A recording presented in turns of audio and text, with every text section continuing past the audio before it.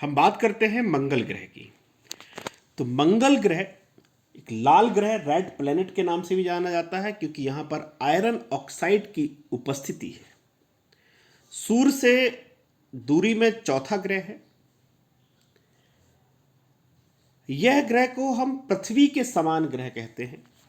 इसके पीछे कारण यह है कि यह पृथ्वी के समान ही इसका झुकाव अपने अक्ष पर है। इसका अपने अक्ष पर जो झुकाव है वो 25 डिग्री है। अपने अक्ष पर झुकाव कितना है? 25 डिग्री है। पृथ्वी 23.5 डिग्री झुकी हुई है। दूसरी बात करें कि ये जो अपनी धुरी पर चक्कर लगाता पृथ्वी के लगभग समतुल्य है। 24 घंटे 37 मिनट और 23 सेकंड में चक्कर लगा लेता है। तो पृथ्वी के लगभग समान है। और एक और संभावना व्यक्त की जा रही कि शायद यहां पर जीवन की संभावनाएं हो। शायद यहां पर जीवन की संभावनाएं हो सकती है। यहां पर सूर्य का चक्कर लगाने में मंगल को 687 डेज लगते हैं, 687 दिन लगते हैं। इसका व्यास 6794 किलोमीटर है, 6794 किलोमीटर है। इसके दो उपग्रह हैं फोबोस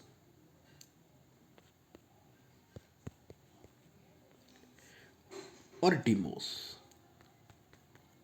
ये दो उपग्रह हैं। फोबोस और डीमोस जो हैं वो मंगल के दो उपग्रह कहे जाते हैं।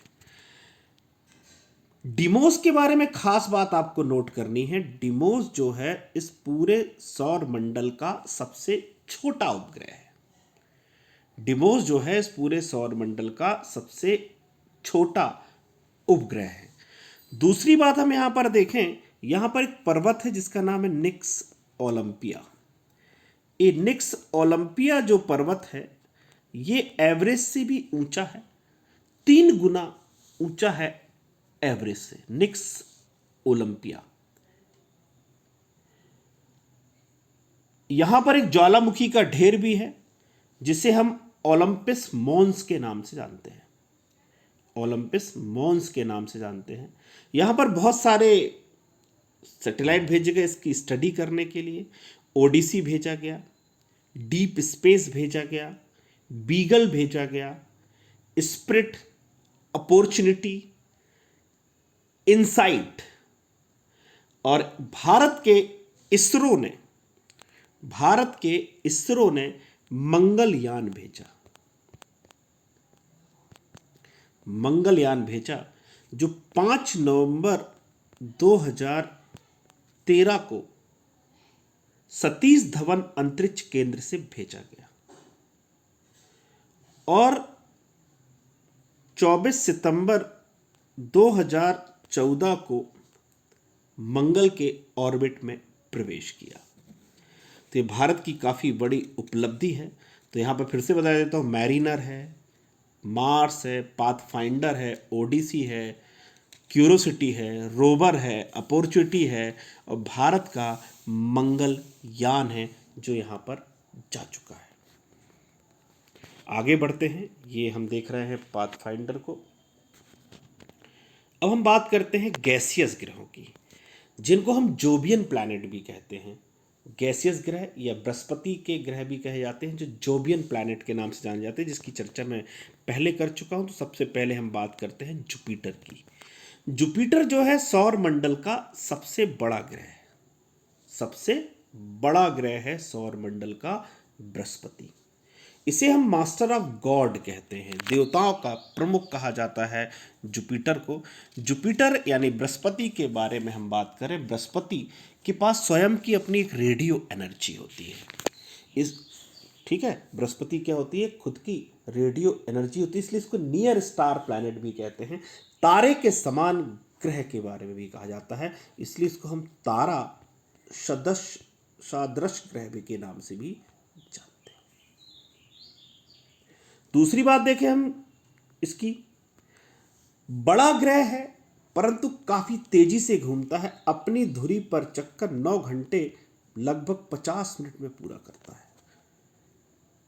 9 घंटे 50 मिनट में तय करता है। इसका पलायन वेग जो है सारे ग्रहों में सर्वाधिक है।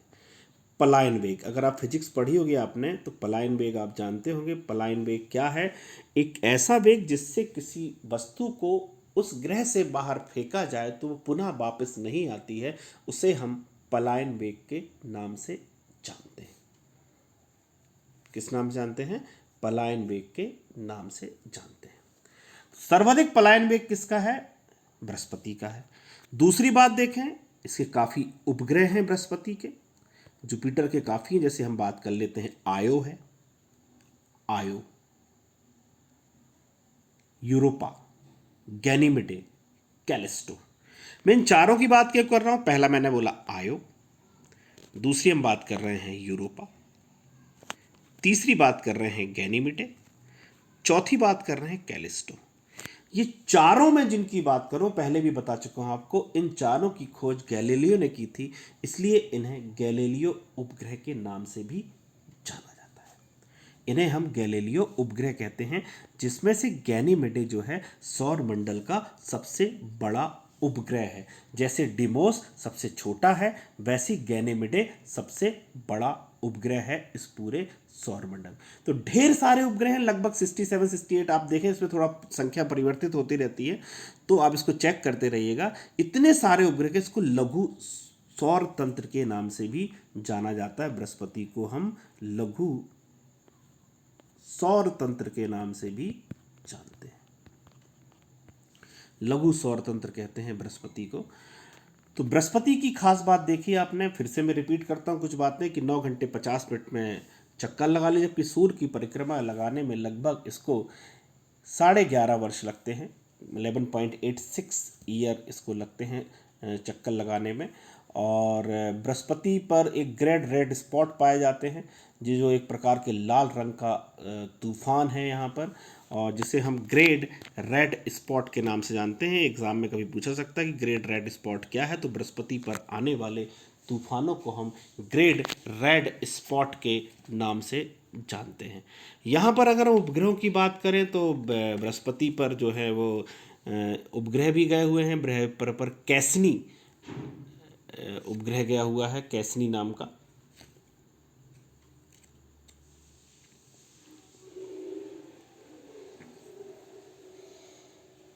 आगे बढ़ते हम शनि पर चलते हैं। शनि वह ग्रह है जो दूरबीन के बिना देखे जाने वाला अंतिम ग्रह है। इसका मतलब क्या हुआ कि अगर हम शनि को देखना चाहें तो बिना किसी टेलीस्कोप के माध्यम से देखा जा सकता है, पहली बात। दूसरी बात, शनि के बारे में देखें तो शनि एक ऐसा ग्रह है जो बृहस्पति के बाद सबसे तेज चक्कर लगाता है। शनि को अपनी धुरी पर चक्कर लगाने में लगभग 10 घंटे 34 मिनट लगते हैं। 10 घंटे 34 मिनट में ये चक्कर लगा लेता है। और ये सबसे चपटा ग्रह है, ऑबलेट प्लैनेट कहते हैं अंग्रेजी में, चपटा ग्रह, ऑबलेट प्लैनेट है, गति के कारण ये एक चपटा ग्रह है। दूसरी बात करें, 27 डिग्री लगभग झुका हुआ है, इसके चारों तरफ बले पाए जाते हैं। इसके भी काफ़ी उपग्रह हैं जो बार बार बदलते रहते हैं, इसको थोड़ा आप चेक करते हैं। अब तक लगभग 62-63 इसके उपग्रह हमें पता लग चुके हैं। शनि के बारे में बात करें, शनि का जो घनत्व है वो सारे ग्रहों में सबसे कम घनत्व का है, यहाँ तक कि ये पानी पर भी तैर सकता है, पानी पर भी तैर सकता है। शनि जो है कृषि का देवता है, शनि को हम कहते हैं कृषि के देवता के नाम से जानते हैं, गॉड ऑफ एग्रीकल्चर कहते हैं।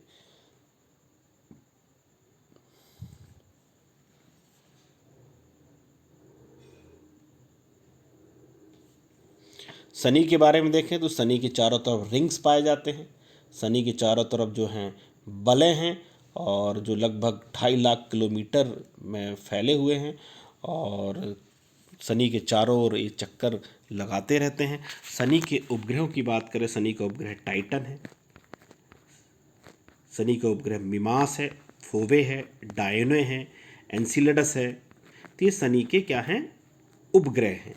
और भी उपग्रह हैं, सबसे प्रमुख बात है फोवे, जो हम जिसकी हम बात कर रहे हैं, फोवे एक ऐसा उपग्रह है शनि का जो शनि जिस दिशा में घूमता है उससे उल्टा घूमता है। शनि घूमते हैं पश्चिम से पूर्व की ओर, फोवे घूमता है पूर्व से पश्चिम की ओर घूमने का कार्य करता है। शनि का सबसे बड़ा उपग्रह टाइटन है। शनि का सबसे बड़ा उपग्रह क्या है? टाइटन है। और दूसरा बड़ा है रिया। दूसरा बड़ा है रिया। और एक बात नोट कर लेंगे कि पैन इसका सबसे छोटा उपग्रह है। शनि का सबसे छोटा उपग्रह कौन है? पैन। पैन सबसे छोटा उपग्रह है शनि का। सौरमंडल का कौन सा है? डिमोस है। सौरमंडल का क्या है? डिमोस है। शनि को हम आकाश गंगा सदृश ग्रह भी कहते हैं। शनि को हम आकाश गंगा सदृश ग्रह के नाम से भी जाना जाता है। शनि के बाद हम अगले ग्रह पर चलते हैं, यूरेनस, जिसको हम कहते हैं, यूरेनस को हिंदी में अरुण कहते हैं। अरुण पहला ग्रह है जिसे टेलीस्कोप यानी दूरबीन के द्वारा खोजा गया है। यूरेनस एक ऐसा ग्रह है पहला जिसे दूरबीन के द्वारा खोजा। स्वर्ग का देवता, गॉड ऑफ हेवंस के कहते हैं इसे। इसकी खोज जो है विलियम हर्शेल के द्वारा की गई थी। नोट करेंगे किसके द्वारा की गई थी? विलियम हर्शेल के द्वारा की गई थी। यह अपने अक्ष पर काफ़ी झुका हुआ है, इसलिए इसको लेटा हुआ ग्रह भी कहते हैं। इसे हम क्या कहते हैं? लेटा हुआ ग्रह भी कहते हैं। सूर्य की परिक्रमा लगाने में इसे लगभग 84 वर्ष लगते हैं। सूर्य की परिक्रमा करने में इसे लगभग 84 वर्ष लगते हैं। एक ऐसा ग्रह है जिसका एक ही भाग सूर्य के समक्ष हमेशा बना रहता है। मैं समझा देता हूँ आपको कैसे, आगे देखते हैं इसमें हम कैसे यूरेनस जो है उसका एक ही हिस्सा हमेशा सूर्य के सामने बना रहता है। इसको हम थोड़ा सा यहाँ समझ लेते हैं। ये यूरेनस को घूमना चाहिए ऐसे, पर यूरेनस थोड़ा सा लेटा हुआ ग्रह है, तो ऐसे चक्कर लगाता है। तो सूर्य जो है, यहाँ पर सूर्य है, मैं फिर से बना देता हूँ आपको। ये देखिए, ये लेटा हुआ ग्रह है, ठीक है, ये लेटा हुआ ऐसे चक्कर लगा रहा है। तो सूर्य जो है इसके सामने है, एस मतलब सन, सूर्य इसके सामने है। तो जब ये लेटकर चक्कर लगाता है तो केवल इसी हिस्से पर प्रकाश पड़ता है, इस हिस्से पर प्रकाश पड़ता है, बाकी एक भाग अंधेरे में बना रहता है। जैसे हम मंदिर के चारों तरफ सिर अगर भगवान के सामने रख कर चक्कर लगाएं, परिक्रमा करें, तो सिर ही भगवान के सामने रखा, तो भगवान को सूर्य मान लें, स्वयं को अरुण ग्रह मान लें, तो सिर्फ एक ही हिस्से पर क्या होगा? प्रकाश होगा। ये हरे रंग का प्रकाश उत्सर्जित करता रहता है और दूर से देखने पर ये हरे रंग का ग्रह भी दिखाई देता है। इसके भी क्या बोलते हैं, बले हैं, जिनको हम alpha, beta, gamma, delta, epsilon के नाम से जानते हैं। Alpha, beta, gamma, epsilon, delta के नाम से जानते हैं। इसके भी काफ़ी उपग्रह हैं अरुण के। इनके जो लगभग 27 उपग्रह अभी तक खोजे गए हैं, जिनमें प्रमुख हैं एरियल, टिटानिया, ओबेरॉन, ये इनके प्रमुख उपग्रह हैं। कार्डिलिया है, टिटानिया है। सबसे बड़ा उपग्रह जो है यूरेनस का वो है टिटानिया, और सबसे छोटा है कार्डिलिया। मीथेन का ज़्यादा यहाँ पर है यूरेनस में, इसलिए वो हरे रंग का दिखाई देता है। एक और ख़ास बात मैं आपको बता देना चाहता हूँ। आपको मैंने 2 ग्रह बोले थे, पहला था शुक्र और दूसरा यूरेनस यानी अरुण। ये 2 ग्रह हैं, ऐसे हैं जो इस दिशा में चक्कर लगाते हैं, ईस्ट से वेस्ट की तरफ जाते हैं, या इसको हम दूसरे शब्दों में बात करें तो क्लॉकवाइज घूमते हैं। बाकी सारे ग्रह कैसे घूमते हैं? वेस्ट टू ईस्ट घूमते हैं। पर शुक्र और अरुण 2 ऐसे ग्रह हैं जो ईस्ट टू वेस्ट चक्कर लगाते हैं। कैसे चक्कर लगाते हैं? ईस्ट टू वेस्ट या क्लॉकवाइज जो है वो चक्कर लगाते हैं। तो बात आपको याद रहेगी। अगले ग्रह की तरफ चलते हैं, नेपच्यून। हम बात करते हैं किसकी? नेपच्यून की बात करते हैं। तो नेपच्यून की बात करें तो नेपच्यून की खोज जो है वो जोहान गाले ने की थी। ये समुद्र का देवता कहा जाता है, गॉड ऑफ सी के नाम से जाना जाता है। और इसकी खोज करने वाले कौन हैं? जोहान गाले हैं। लगभग 165 वर्ष में सूर्य का चक्कर लगाता है। ये पीले रंग का ग्रह है। किस रंग का ग्रह है? ये पीले रंग का ग्रह कहा जाता है। पीले रंग का ग्रह है यूरेनस, सॉरी नेपच्यून की मैं बात कर रहा हूँ। नेपच्यून जो है अभी तक के जितने भी प्लैनेट हैं उसमें सबसे ठंडा है, क्योंकि हमने यम यानी को, जो प्लूटो है उसको हमने सौर मंडल से, अपने ग्रहों के परिवार से बाहर कर दिया गया है। इसलिए अब वर्तमान में सूर्य से सबसे दूर कौन सा ग्रह हो जाएगा? वरुण यानी नेपच्यून हो जाएगा। इसके उपग्रह की बात करें, इसका सबसे बड़ा उपग्रह ट्राइटन है। ट्राइटन, देखिए कुछ कंफ्यूजन होगा आपको, मैं पहले कंफ्यूजन दूर करता हूं। शनि का है टाइटन, अरुण का है टिटानिया, वरुण का है ट्राइटन। फिर से रिपीट करता हूं, शनि का है टाइटन, अरुण का है टिटानिया और वरुण का है ट्राइटन।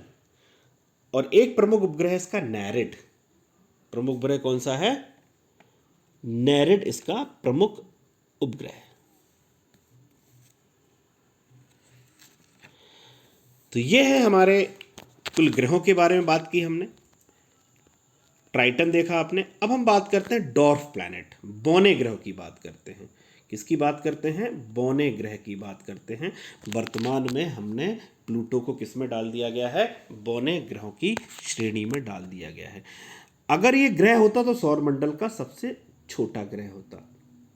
इसकी खोज की थी, नोट कर लेंगे आपको, इसकी खोज की है क्लाइड टॉम्बैग ने की है। क्लाइड टॉम्बैग ने की है इसकी खोज। क्लाइड टॉम्बैग ने इसकी खोज की है। 2006 में एक प्राग जगह है, चेक गणराज्य की राजधानी है, यहाँ पर सम्मेलन हुआ किसका? इंटरनेशनल एस्ट्रोनॉमिकल यूनियन का, जो अंतर्राष्ट्रीय खगोल लोगों की संस्था है, उसने इसे ग्रह का दर्जा क्या कर लिया? छीन लिया और इसे बौने ग्रह में डाल दिया गया। इसे हम आइसी बॉल ऑफ मीथेन भी कहते हैं। इसे हम आइसी बॉल ऑफ मीथेन कहते हैं। सूर्य का चक्कर लगाने में लगभग इसको 248 वर्ष लगते हैं। सूर्य का चक्कर लगाने में इसे 248 वर्ष लगते हैं। ये सबसे दूर का ग्रह था और इसे दोहरा ग्रह भी कहते हैं, लेकिन अब ये ग्रह परिवार से बाहर हो गया है। ये ग्रह परिवार से क्या हो गया है? बाहर हो गया है। और भी बौने ग्रह की अगर हम बात करें तो और भी बौने ग्रह हैं, जैसे सीरिस है, सेरॉन है, ईरिस है। मैं लिख देता हूं आपको, ईरिस, सीरिस,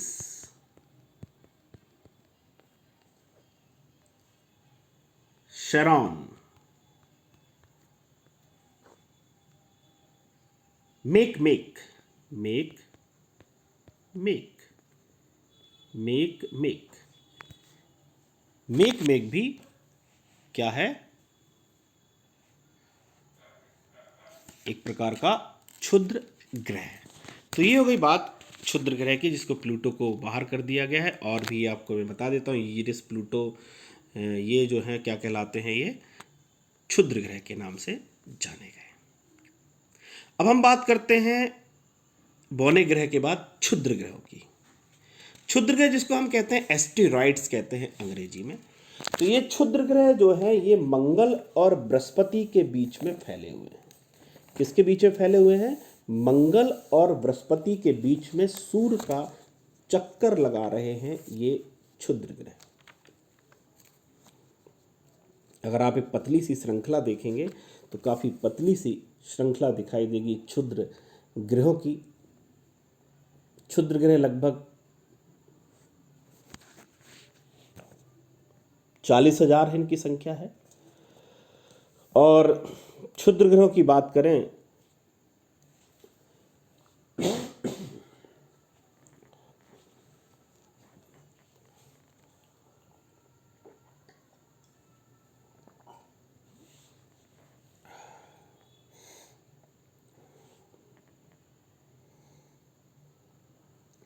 मंगल बृहस्पति के बीच में है।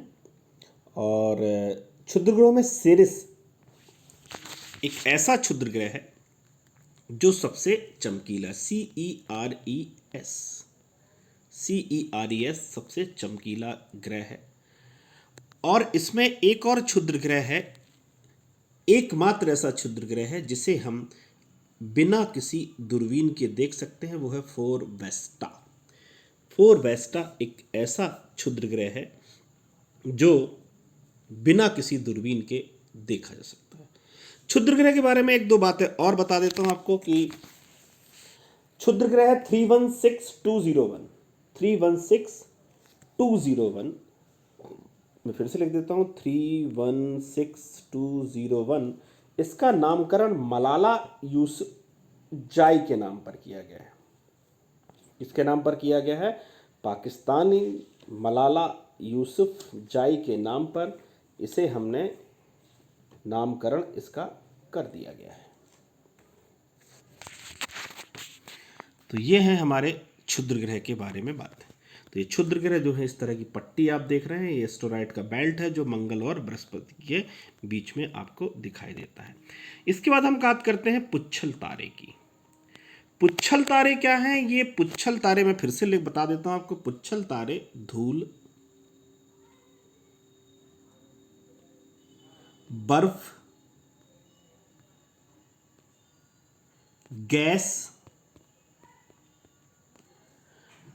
आदि से बने एक प्रकार के आकाशीय पिंड हैं जिनका आकार कौमा के जैसा होता है। कैसा आकार होता है? जैसे हम कौमा बनाते हैं ना, कौमा के जैसा इनका आकार होता है। ये सूर्य के चारों ओर अनियमित कक्षा में घूमते रहते हैं। जब सूर्य के निकट आते हैं तो इनकी चमक बढ़ जाती है और इनका आकार भी बढ़ जाता है। जब सूर्य के निकट आते हैं तो इनका आकार और चमक दोनों बढ़ जाती है। इनकी जो पूंछ होती है वो हमेशा सूर्य के विपरीत होती है। तो ऐसे इन्हें कहते हैं हम पुच्छल तारे कहते हैं। जैसे एक हेली का पुच्छल तारा है जो हर 76 वर्ष बाद दिखाई देता है। तो हेली का पुच्छल तारा अभी जो है 1986 में दिखाई दिया था। अब इसे अब 76 ऐड कर देंगे तो फिर से पुनः दिखाई देगा हेली का पुच्छल तारा। ठीक है, तो ये हो गया पुच्छल तारे के बारे में बात। अब हम बात करते हैं थोड़ा सा उल्का पिंड की बात भी कर लेते हैं। उल्का पिंड, जिसको हम अंग्रेजी में कहते हैं मीटियोर्स, उल्का और उल्का पिंड। उल्का पिंड क्या है? एक प्रकार के आकाशीय पिंड जो वो तेज गति से घूमते रहते हैं, जो धूल और गैस से बने होते हैं, जिनका कोई निश्चित पथ नहीं होता है। कभी कभी ये पृथ्वी के पास से गुजरते हैं। ये पृथ्वी है और पृथ्वी की जो गुरुत्वाकर्षण शक्ति है उसके कारण पृथ्वी के वायुमंडल में प्रवेश कर जाते हैं। जब वायुमंडल में प्रवेश करते हैं तो वायु से इनका क्या होता है? घर्षण होता है। इस घर्षण के कारण ये जल उठते हैं और इनके जलने से चमक उत्पन्न होती है, जिसे हम टूटता हुआ तारा या शूटिंग स्टार कहते हैं। जब उल्का पिंड पृथ्वी की कक्ष में प्रवेश करता है तो वायुमंडल में घर्षण के कारण जल जाते हैं और मार्ग में ही नष्ट हो जाते हैं, जिसे हम टूटता तारा कहते हैं। जो पूर्णतः नष्ट नहीं होते उन्हें उल्का पिंड कहते हैं। देखो, जो हवा में नष्ट हो जाए वो उल्का, जो धरती से आके टकराए वो उल्का पिंड कहलाते हैं। वो क्या कहलाते हैं? उल्का पिंड कहलाते हैं। बड़ी तेज गति से आकर टकराते हैं। तो ये हो गया उल्का। और उल्का पिंड से एक संबंधित है लियोनिड वर्षा। मैं लिख देता हूं, लियोनिड शॉवर भी कहते हैं अंग्रेजी में, लियोनिड वर्षा। तो लियोनिड वर्षा क्या है? उल्का की आंधी है। जो उल्का ढेर सारे आते हैं, इसकी आंधी को हम लियोनिड वर्षा कहते हैं। इसको लेकर अमेरिका के एरिजोना में एक क्रेटर बना हुआ है जो उल्का पिंड के द्वारा बनाया गया है। तो ये चीज़ें आपको समझ में आ रही हैं। कुछ अतिरिक्त चीज़ें मैं बताना चाहता हूँ, जैसे पल्सार। पल्सार क्या है? एक प्रकार के न्यूट्रॉन तारे हैं जो तेज गति से घूमते हैं और रेडियो तरंगे उत्पन्न करते हैं। नोट करिएगा आप, पल्सार क्या है? एक प्रकार के न्यूट्रॉन तारे हैं जो तेज गति से घूमते हैं, रेडियो तरंगे उत्पन्न करते हैं। तो ये अतिरिक्त जानकारी थोड़ा सा दे देता हूँ। पल्सार न्यूट्रॉन तारे हैं जो तेज गति से घूमते हैं, रेडियो तरंगे उत्पन्न करते हैं। इनकी खोज एंथनी हैविस ने की थी। एंथनी हैविस ने की थी। क्वासर्स क्या है? एक और बात कर लेते हैं क्वासर्स की।